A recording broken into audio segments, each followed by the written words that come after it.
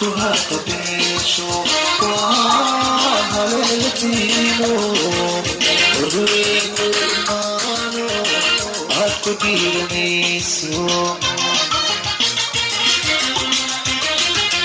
Alientado algo, para tu mujer, irritado ahora, aku hasta pecho,